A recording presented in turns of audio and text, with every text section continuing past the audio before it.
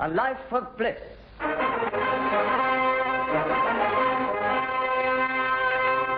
Being the biography of Bachelor Bliss, with Brenda Bruce as his married sister Anne, Colin Gordon as brother-in-law Tony, Muriel Pavlo as girlfriend Tina, and George Cole as the young man himself, David Alexander Bliss.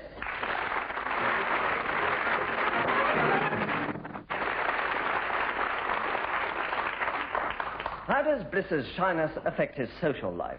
Fascinated by my encounters with him, I sought him out at a cocktail party a couple of nights ago. Sorry, didn't catch the last bit. Does a party like this increase the possibility of me what? Becoming tense and muddled and therefore offending somebody. Decreases it. Sorry, I didn't catch that. Decreases the possibility of me offending anybody. Oh, why? Because at a party like this, nobody hears a blind word you say. Perhaps we could go out into the hall and have a chat. Yes, righto. Actually, I was looking round for Alison Waterhouse to say that the interesting selection of guests is a great tribute to her as a hostess. You're really enjoying yourself, then? No, but my girlfriend works on a magazine, and Alison Waterhouse is her editor. What, then, David, is your honest opinion of cocktail parties? Oh, I'm glad you asked me that, because I'd say they're civilization's answer to the weird tribal rites of savages.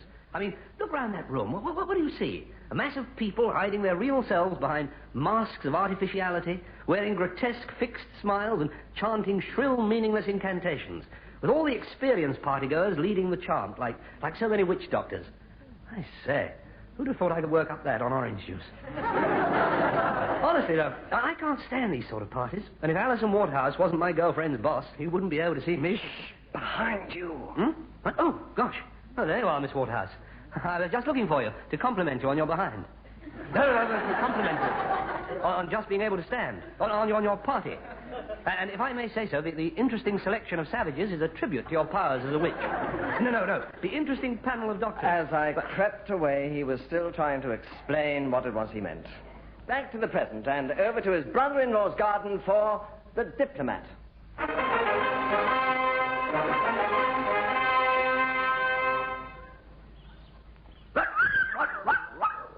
Yes, I know. It's your ball, isn't it? Ready? Right. There it goes. Oh, down there, look. Come on. Down here. Look. Come on. Behind this bush. This one. There you are. That wasn't too difficult, was it? Now then, I'll throw it again. And this time you run and fetch it. What is it? What? Do you hear something? What? What, here against the fence? Oh, it's probably a little field mouse or something. Yeah, hey, what the dickens is...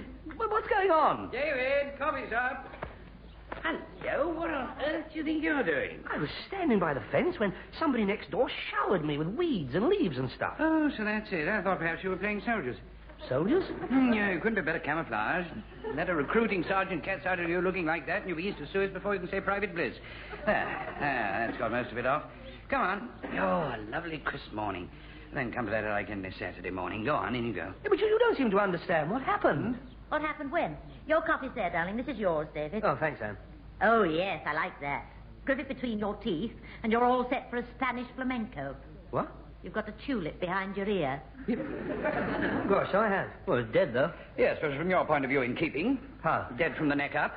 You still don't seem to realize somebody next door tipped about a barrel load of weeds and stuff over the fence into your garden. Probably old Henry Leggett himself. Well, that's all you've got to say? Oh, of course, we haven't told you about us and the Leggetts, have we? It's war, you know. Total war. But you were terribly friendly with them before I went abroad. I know, but hostilities broke out about, how long ago, Anne? We haven't spoken to them for nearly a year. Yeah, I don't mind admitting I've chucked a weed or two over into their garden before now. Yes, and they've only got themselves to blame. Definitely. Well, why? Well, what did it all start over? What did it start over? Well, Anne, what started? Oh, well, it started because I can't for the life of me remember what it was now, but I know it was their fault. Well, how can you possibly know it was when you don't even remember whatever it was? Because whatever it was wasn't the sort of thing that we'd do. Was it, Tony? I wouldn't dream of it. But it was exactly what you would expect from the Leggett. Yeah, typical. So there you are. We just had to stop speaking to them. Naturally, you can't go on speaking to people who do whatever it was they did. I know, and it wasn't the first time they'd done it, either. Whatever it was. Ever since then, of course, a state of war and a series of border incidents. Honestly, I'm surprised at you two, really I am. You know, if you think about it, it goes much deeper than your little local fracas. I mean, if next-door neighbours can't get on without being at each other's throats, how can we expect neighbouring countries not to fight each other? Oh, so, I mean, after all, neighbours are people. People make up countries. Countries the world. So, you see, in a way, the fact that you can't coexist with the Legates holds out precious little hope for the United Nations, or, for that matter, for world peace. Darling, you didn't slip anything into his coffee, did you? No, I only wish I could say I had. No, but seriously. Before you go any further, lad, let me make it clear that I've never had time to take my seat at the United Nations. And nor, as far as I know, has Anne. No, to be honest, I did set out to go once, only I got held up at the supermarket. Okay, pull my leg as much as you like.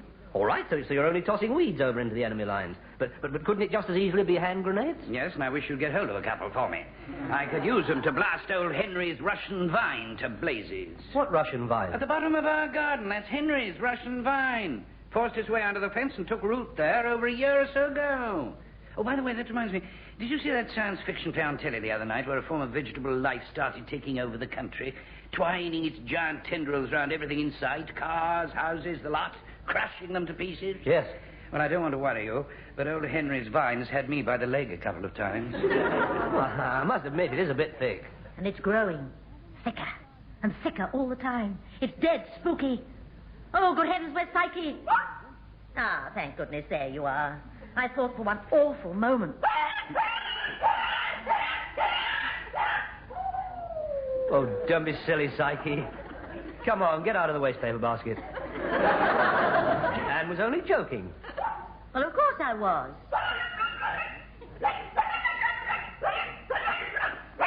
Whatever did all that mean? Some people have a twisted sense of humour. Not half as twisted as old Henry's vine.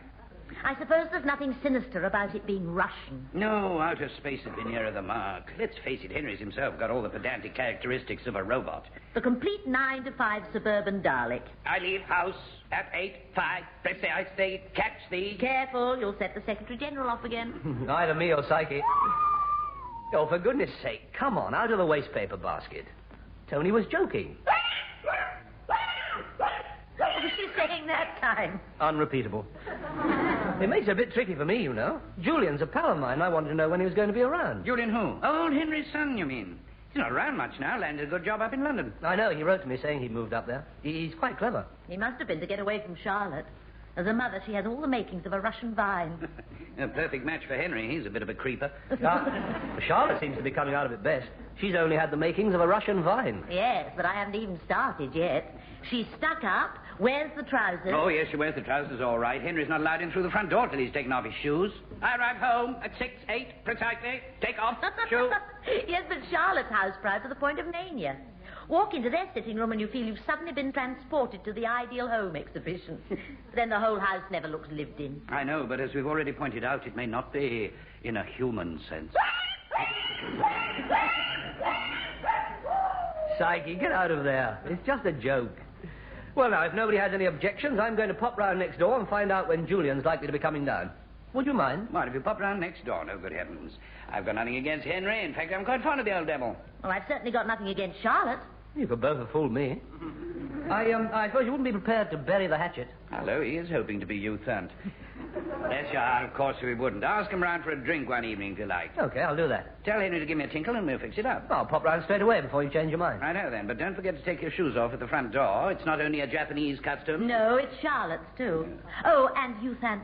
Don't be surprised if you get a rather chilly reception. Well, that's obvious, isn't it? All part of the Cold War.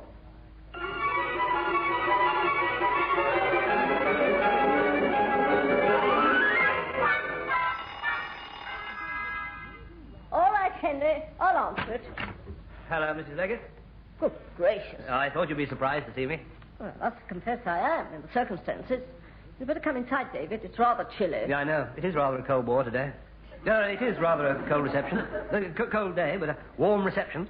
And jolly nice and warm in your... What are you doing exactly? I'm taking my shoes off. Is that customary? Oh, gosh, I'm sorry and absent-minded. Only I thought perhaps you were Japanese. I beg your pardon. I thought you liked me to take my shoes off in case they were Russian. They're muddy. Your years abroad don't appear to have changed you at all. Shall we go into the front room? Oh, after you, Mrs. Leggett. And how are you keeping after all this time? I'm very well, thank you. Oh, jolly good. And how's Mr. Dalek? Garlic. The delectable smell of furniture polish in this room. Is Mr. Ideal at home? No, your husband at home? Yes, he'll be in a moment. I take it there's a reason for your visit, David. Oh, well, yes. I was wondering when Julian's likely to be down. Well, I'm afraid he never lets us know until the last moment. He's a naughty boy in that way. Well, you must be jolly proud of him, though. I mean, landing such a wonderful job. I was none too happy about Julian moving up to London to live at first. Well, it's only natural when a son leaves home. I think every vine feels the same. Fine. No, thanks, I don't drink. You said every vine feels the same. Yes, I bet they would to me. The few I've tasted certainly have. No, you don't understand. I say, did you say we had it? Good gracious. Hello, Mr. Leggett. Nice to see you again after all this time. Yeah, not nice to see you. Do you know, it's so long since we saw you, I quite forgotten your name. You fent. You think you've got a bad memory, but I bet mine's worse. I'm David. Yes, I do realize now. David wanted to know when Julian would be down, but as I explained, we really can't say because... Yes, but that's not my only reason for popping in. Tony wondered if you and Mr. Leggett would like to come round for a drink one evening. What? Tony Fellows? Next door, yes.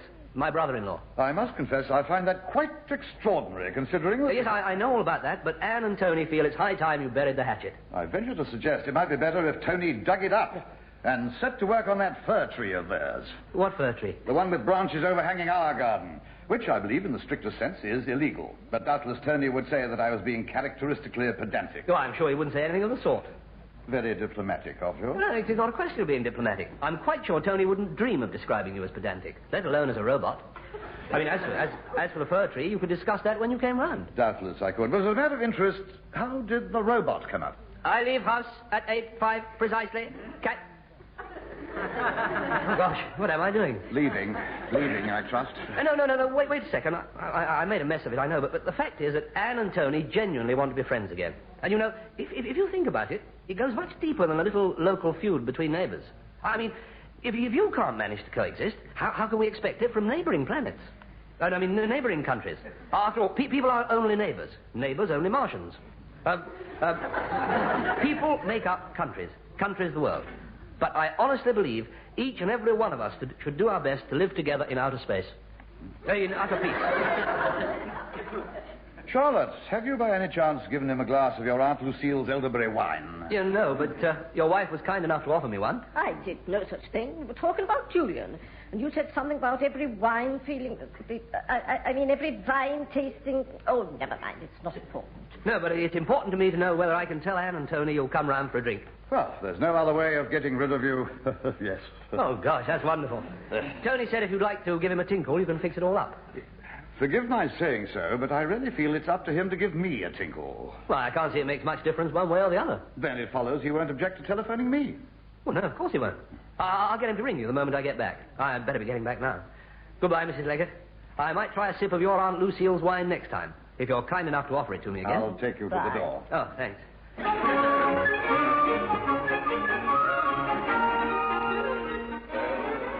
Believe it or not, I've negotiated a peace. You don't mean to tell me that Charlotte and Henry have agreed to come round one evening? Yes, I do. Then I take my hat off to you, old lad. How you managed to persuade them, I just wouldn't know. No, and if you'd been there, you'd still have been none the wiser. But they've accepted, all right. Splendid. Sir Henry's going to give me a tinkle and fix up wet. Well, no, he wondered if you mind giving him a tinkle. But why can't the old devil give me a ring, for goodness sake? Well, does it really make any difference one way or the other? Well, not as far as I'm concerned. I knew you'd take it like that. So what's his objection in ringing me? Well, he hasn't got any objection, only... Well, it's a small point, surely. As small as Henry is minded. All right, so perhaps he is, but I can't believe it's worth going on with the feud for the sake of a phone call. Why, come to that, Anne could call over the fence to Charlotte. Yes, and I will. Gladly. Well, that's the solution, then. Providing she calls first. I'm surprised at you two, really. Now, don't start that again. We've invited them round, and you must see that the next move is up to them. Well, I don't know about that, but I do know I'm beginning to feel sorry for the Secretary-General. I was going to consult my shopping list. Not that I ever remember to write anything down on it. I say, Tony, I've got an idea. When would it be convenient for you to have them here? Oh, I don't know. Tomorrow evening will be okay for us. Time? Around 6, where? That's the next move. I'll act as an intermediary. Dash round there now and ask them if that's okay by them. You are taking your role of peacemaker seriously.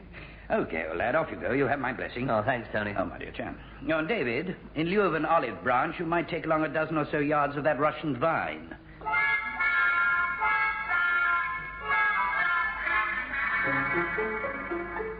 Tomorrow evening about 6, yes, David. I think that would suit us admirably. Oh, wonderful. So perhaps you'll be good enough to ask Tony to give me a tinkle to confirm it.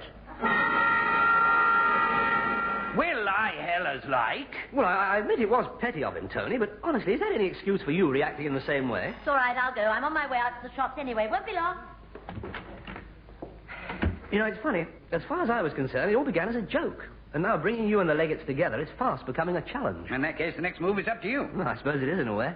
I'm blurred if I can think of one, though. If I may suggest. By all means. A wad of cotton wool soaked in chloroform, then carry them round here. It may come to that. Joking apart, I mean, it ought to be possible to work out some way of... Hello, darling. Oh, hello, Tina. I'd completely forgotten you were coming round. Oh, it's nice to feel wanted. Hello, Tony. Hello there. Now, I'd hate you to think it was just an excuse to leave you two together, but by a strange coincidence, I do have something to do in the garage. See you before you go. Yes, all right. Well, darling? Oh, fine, thanks. You? Oh, no, not again. It's getting to be a habit. What? Every time we meet, you've got something else on your mind. Well, I haven't got anything else on my mind now. Sure. Positive. Well, then, isn't the next move yours? Well, yes. I'm just trying to work it out. How about a little show of affection? Well, that's easy enough to say, but you've got to get them together first. How about us getting together? Well, no point in dragging you into it. You don't even know them. No, but I know when I'm beaten. Know what's on your mind, too. You do? Yes, Mr. Secretary General. Anne filled me in. Well, don't you think it's incredible there should be a deadlock over a silly thing like who phones who? Not really. Happens all the time. We've got to solve the problem of how to bring the two sides together, and the quicker we solve it, the sooner I get kissed. So let's put our heads together. Yes, close together, to correct the omission, darling. And so, to the problem. Problem? What problem? Old Uncle Tom Cobley next door is insisting on protocol, right? Old Henry Leggett, yes. And Tony's determined he's not going to be the one to phone. So? So, we need a face-saver. Question is, what sort of... Of course, I know. Remember one night before I'd met Tony, I asked you about him and you impersonated him for me. Where was it now? Well, in the coffee bar on the High Street. That's it, yes. And you sounded exactly like him. Oh, I don't know. I wouldn't have said it was that good. I would.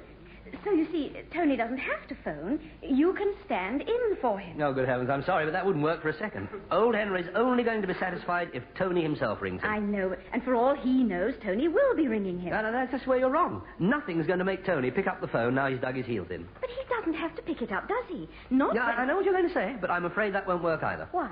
Anne won't call over the fence. Do you impersonate her? Well, of course not. But you do remember the night you impersonated Tony. Well, yes, I said I did.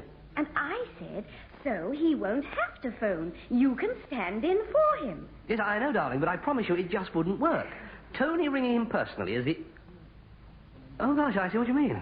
I knew you would in time. Only the length surprised me.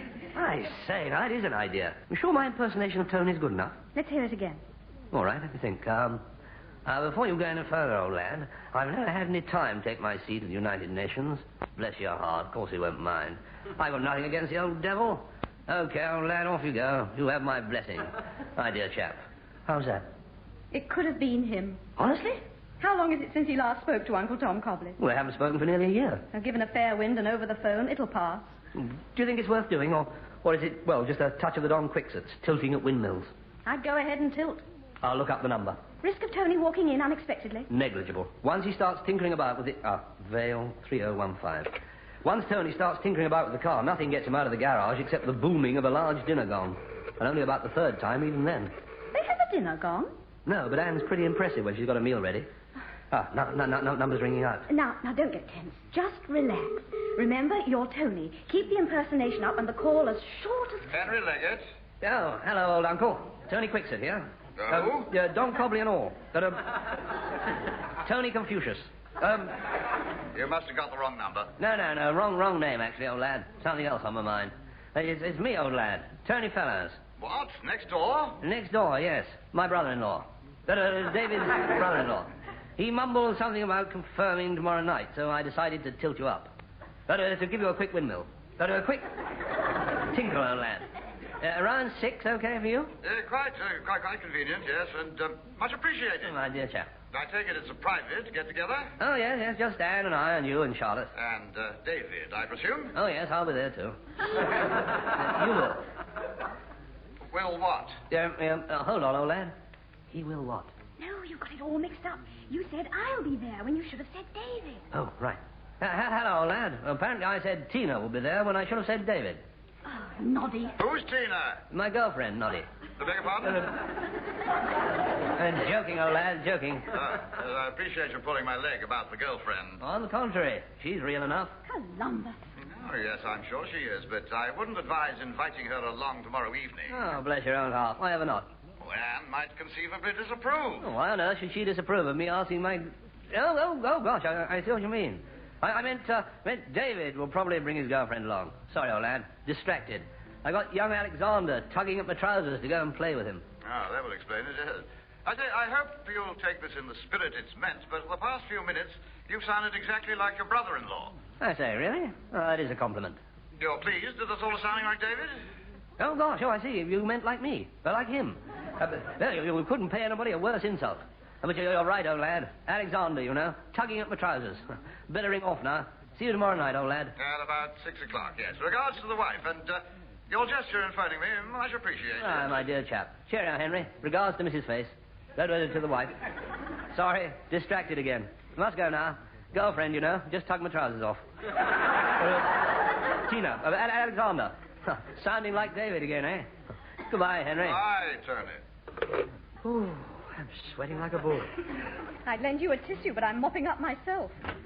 I've stood outside this door like a mug for a full minute coughing discreetly, then realized you were on the phone. Seen my tobacco pouch anywhere? Yes, it's here, look. Ah. Yeah, guess what, Tony? That was old Henry. What? Next door? Yes, and he wanted to speak to you. Decided to waive protocol and to ring up and say they'd love to come tomorrow. Well, why didn't you give me a shout? Well, I didn't think you wanted to be interrupted. And to be honest, neither did we. Oh, that's a cue for an exit if ever I heard one. See you both later. Oh, I do believe we got away with it. Oh, you're right. The battle's over. This is a moment for rejoicing. Except that there's a snag. What? If, when he's round here tomorrow night, old Henry should again thank Tony for phoning him. Oh, good heavens, yes. What a horrifying thought. And I can only think of two things that are likely to stop me worrying about it. Oh, what? A wad of cotton wool soaked in chloroform. Or kissing you, darling. Oh, gosh. You know something? It could be chloroform.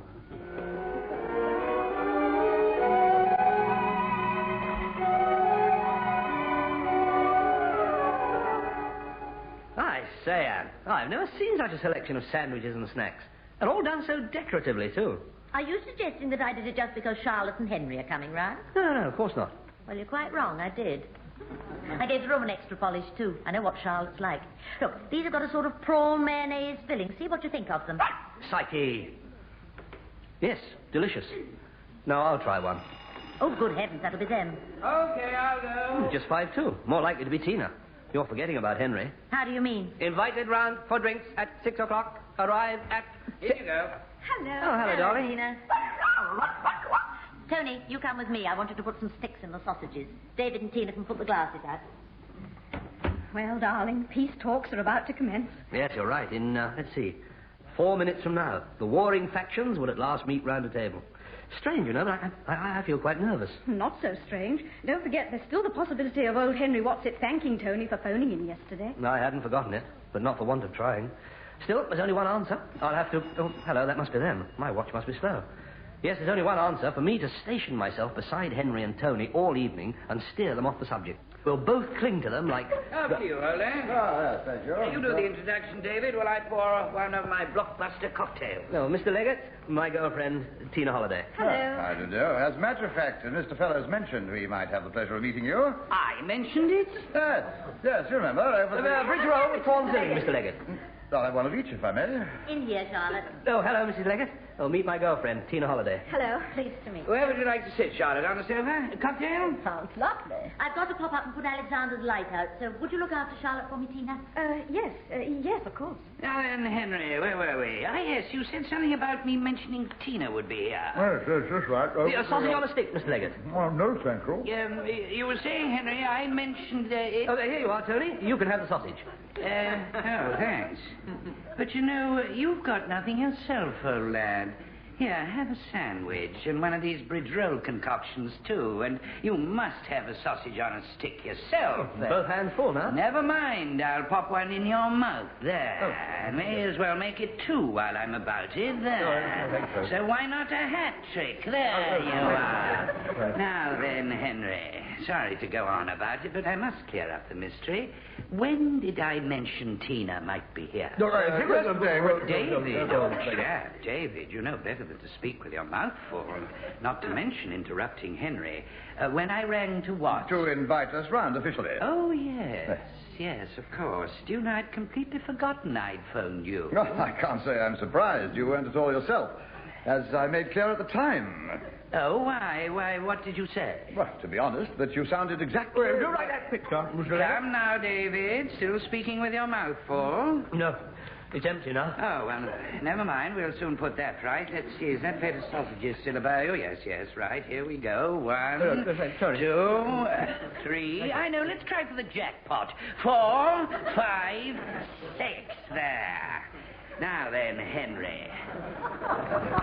You were saying? Well, that you sounded exactly like...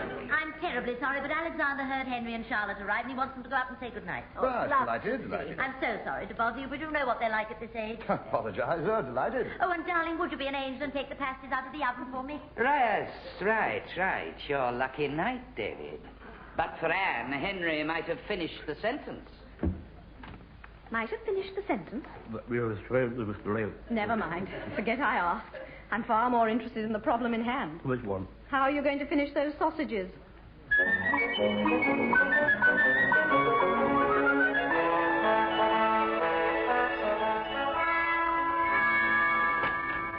Hello, darling. Hello, Tina. Come along in. First thing I want to know is, was a peace treaty finally signed last night? Yes, definitely. Anne told me all about it when I got back from taking you home.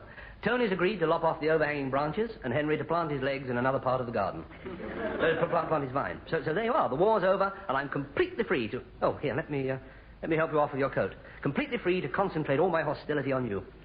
To concentrate on helping you to take everything off. And to give you my full attention. Dizzy at the thought. Oh, hello. Some man must be following you. Ah, David. Just the man I wanted. Oh, hello, Mr. Leggett. Look, Julian's appeared out of the blue, and we want you to come round. Oh, that's jolly nice of you, only, I've got Tina here. Then you must both come round. No, I won't take no for an answer. We're having a little celebration. I expect you both round in about, 5 minutes? So long now. See you then. Goodbye. You know something, darling? What? I resign as Secretary General.